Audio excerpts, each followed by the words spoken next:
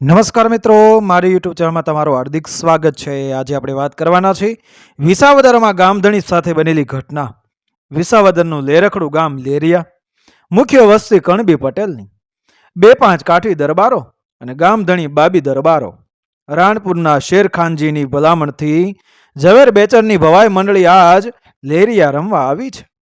બાબી દરબારો 2 ભાઈ, નાના મોટાને તારવા મુશ્કેલ પડે એવી રૂપાળી અણસાર. 2 રંગીલા, રાતની રમતના આનંદ વધામણા આજુબાજુના ગામોમાં મોકલાવી દીધા. રાતની રમતની ઉમંગભર તૈયારીઓ આદરાવી ટોળીના નાયકે કઈ રમત રમવી એનો હુકમ માંગ્યો. બાબી દરબારે મોજમાં આવીને કહ્યું કે મિયા બીબીનો, બાકી તમારી ને ગામ બધાની મરજી. રમત નક્કી થઈ ગઈ. રોંઢો ઢળતા સોરઠી ગામડું શરૂ થયું. અકળઠક ડાયરો ભરાણો છે. ગાયકના કંઠે ડાયરો ભીંજાવા માંડ્યો છે. બરાબર રંગ જામતા ગાયકે બાબી દરબાર સામે સૂચક નજરે દુહો છેડ્યો કે સોરઠિયો દુહો ભલો, કપડો ભલો સફેદ, નારી નવ લક્ષણી ભલી, અશ્વ ભલો કુમેદ. ગાનારની પાછળના બીજા પણ સુરમાં સુર મિલાવી રહ્યા કે અશ્વ ભલો કુમેદ. ગાયક વૃંદે દુહાને દોહરાવતા જઈને અશ્વ ભલો કુમેદનું આભા મંડળ રચી દીધું. ઘડીકમાં તો સૌના દિલમાં ઘોડા ઘોડા થઈ રહ્યું ને કેકના ઘટમાં ઘોડા થનગનવા લાગ્યા. બાબી જુવાનોને મોજના તોરા છૂટવા માંડ્યા. મગજમાં અશ્વ ભલો કુમેદના ઘોડા અચમી ખૂંદવા માંડ્યા. ગાવણું પૂરું થયું. સંધ્યા આરતીનું ટાણું થયું. ઝાલરો ઝણઝણી ઉઠી. લાંબે પને ચોપાઈ કીર્તનની સુરાવલીઓ એ વાદળને વળુંબતી એ ધ્રુવ પર છેડી રહ્યું હોય કે ઘોડીને ગલવટ ગાલ મશુરિયા ઘોડી રે રાજા રામની. ચોકમાં ખાટલા ઢળાઈ ગયા છે. રમત હજી શરૂ નથી થઈ ત્યાં ખીચોખીચ મેદની જામી છે. રમતની શરૂઆત થઈ. જગદંબાને 2 ભૂંગળથી આહવાન અપાણું. વેશમાં ગણપતિ આવીને ચારેય દિશાના સુમંગળ સ્થાપ્યા. પછી બુખારાનો બાદશાહ જો ફકીરી હાલ બતાવતો એટલે નટાવો આવ્યો. હવે આવે છે મિયા બીબી. બીજા પોરની રાતના મૃદંગ પખવાજ ઉપર ચોળાફળી જેવા પાતળા આંગળે નાટારંભ થવા લાગ્યા. ઝાંઝની પડતાળ પડી. પખાજી કેળવાયેલા રાગે લલકારી ઉઠ્યો. આશા પ્યારી જે કરે, આશા ન કોઈની ભંગ, પારાથી પાછો ના વાળે બાણ ન હરણા અંગ. ત્યાં તો સૌની આશાને સધિયારો દેતી રૂમઝુમ બીબી આવી. બીબીનો વેશ લેનાર બેચક નાયકે પોતાની બધી કલા સુધી એક જ વેશમાં ઠાલવી દીધી હતી. એ વેશ જોઈને તો રાણપુરના શેરખનાથજીએ પોતાની બીબી સાથેના 3 વર્ષના અબોલા તોડી નાખેલા. બરાબર રંગત જામી ત્યાં થોડી વારે મિયાના વેશમાં બેચર નાયકનો એ જોડીદાર ઝવેર નાયક પણ ખુશ્બોદાર ફાકડો થઈને આવ્યો. પોતપોતાની ભૂમિકામાં જવલા બેચર મટી મિયા બીબી જ દેખાવા લાગ્યા. ભવાઈને રંગમાં ગરકાવ થયેલા ડાયરાને વીંધીને એક બુલંદ અવાજ સંભળાણો. બાબી બાપુ નાયકને મોજડો ઘોડો આપે છે.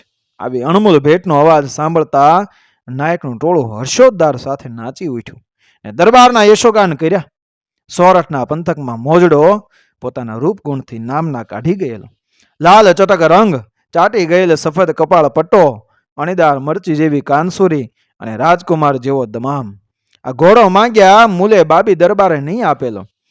આ ઘોડાને ચોરી જવા કે રાત ઉજાગરા વેઠેલા. રેવાલ તો ગળથુથીમાં જ લાવેલો ને પંથે પડે ત્યારે જમીનને બધું ભરતો જાય. મોજુડાને ચોકમાં લાવ્યા ત્યારે મેદની વાહ ઘોડો એવા પોકાર પાડી ઉઠી. લોકો કહે આવો અલબેલો ઘોડો નાયકોની રાંગમાં શી રીતે શોભશે. બાબી દરબારે ઘોડા માથે છેલ્લી વારકો હાથ ફેરવી નાયકને સોંપ્યો. જાણે કહેતા હોય કે જોજે હો, જાત ન લજવતો. જ્યાં તારે જવાનું છે ત્યાં ચાંદીના પાવરા નહીં હોય, પણ તું તારા લાજ મલાજને શોભાવજે. શુકનવંતો મોજુડો જવલા બેચરના ટોળાની બોલબાલા થઈ ગઈ.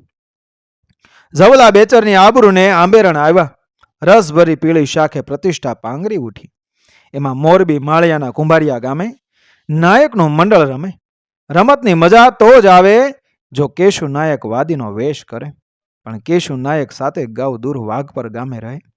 જાડેજા દરબારે હટ લીધી કે ગમે તેમ કેશુ નાયકને તેડી આવો. નાયકો ઘડીભર મૂંઝાણા. છેટીની વાત. અષાઢ મહિનો ને વીજળી આભ જમીનના કડા કોડાવીને ભેગા કરે. વખત થોડો ને પંથ 7 ગાવનો. 7 ગાવ જાવું ને 7 ગાવ આવું. ત્યાં મોજડો યાદ આવ્યો. નાયકના ટોળામાં નટાવાનું કામ કરતા ગોપાલ નાયકે આમ ભીડી. મોજડે પલાણ નખાણા.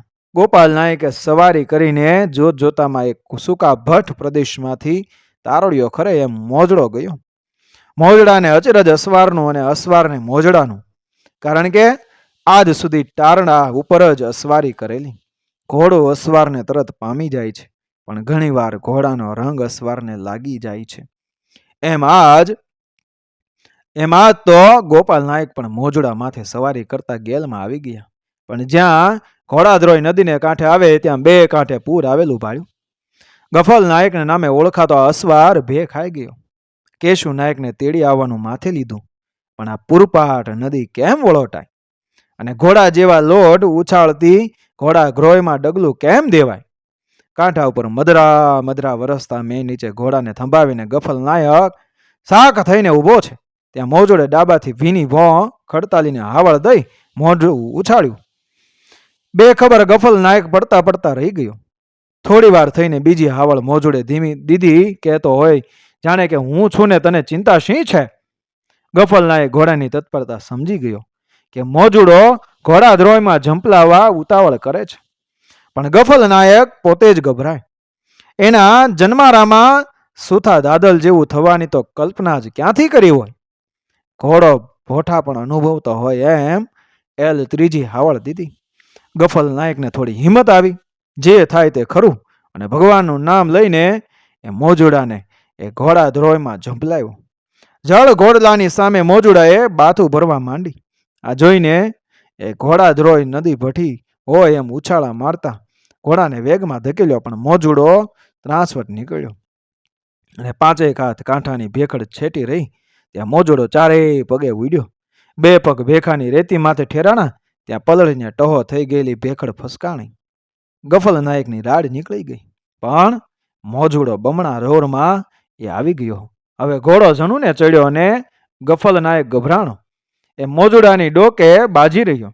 મોજુડે જરાક કાંઠો તારવીને એક ઝાડને તાકી તોપના ગોળાની જેમ ઘસમસતા પાણીમાંથી એ ગયો તે સામે કાંઠે 10 હાથ ઉપર જઈને ઠેરાણો.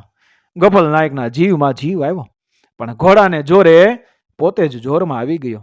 મોતના તોફાન સામે જંગ જીત્યાનો હૈયામાં એ હરખ ઉભરાણો. મોજડો તો પાણીમાંથી એ માછલું ઉડીને પાછું પાણીમાં તરે એમ તરલતાથી ભોં કાપવા માંડ્યો. જાણે કાંઈ જ બન્યું નથી તેમ તે પલકારામાં વાઘ પર આવી ઊભો. કેશુ નાયકને બેલાડે લઈ લીધા.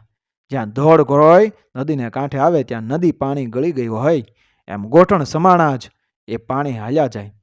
ઉપરનો વરસાદ મોળો પડ્યો હશે તે પાણી વહી ગયેલા કુંભારિયાથી નીકળીને વાઘ પરથી કેશ નાયકને લઈને એ 1.5 કલાક ન થઈ ત્યાં કુંભારિયા નાયકને ઉતારે મોજુડે ડાબા દીધા. પછી નટાવાના વેશમાં ગફલ નાયક કાંઈ મણા મેલે ખરા? મિત્રો, વિડીયો પસંદ આવ્યો મારી ચેનલ સબસ્ક્રાઈબ કરો, ફોલો કરો, શેર કરો. મળીએ આવી જ ઘટનાને પ્રેરણાદાયક વાર્તાઓ સાથે, આપણા ઇતિહાસ સાથે. જય શ્રી કૃષ્ણ.